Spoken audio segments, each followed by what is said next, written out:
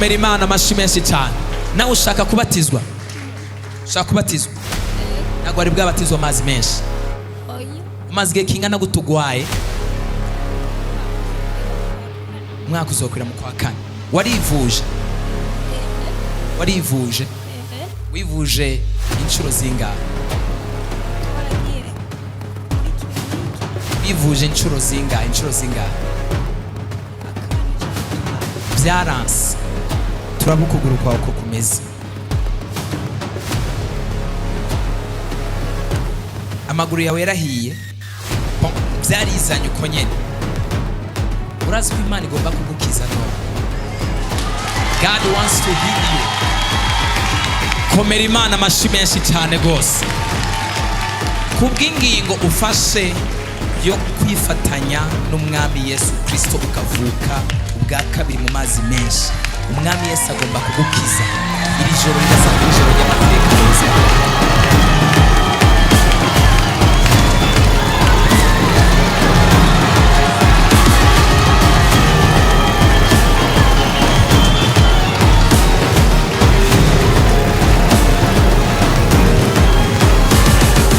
Genda hari ugaruke, gabanya.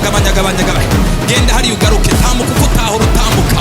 Ubushobozi bw'Imana, imbaraga z'Imana, ubushobozi bw'Imana, imbaraga z'Imana. Gacuranga imbaraga, akira ubuzima, akira ubugingo.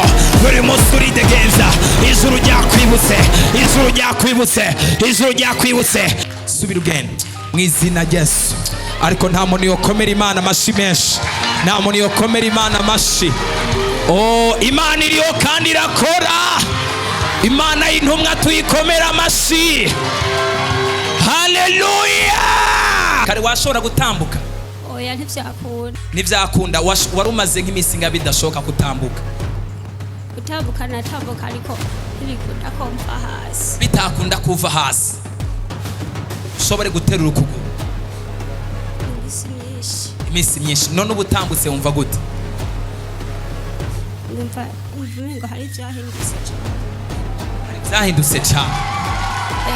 Ongera utambuke kandi wongera ugende hanyuma ugaruke. Haleluya.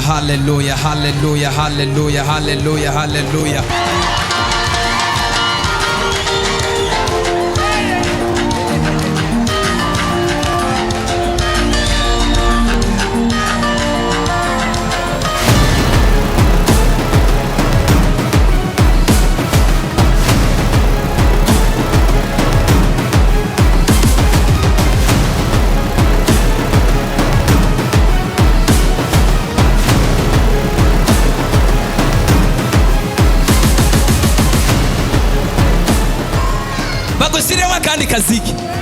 Umunota umwe wiwawe. Wenyene. Egera hano. Twagiye.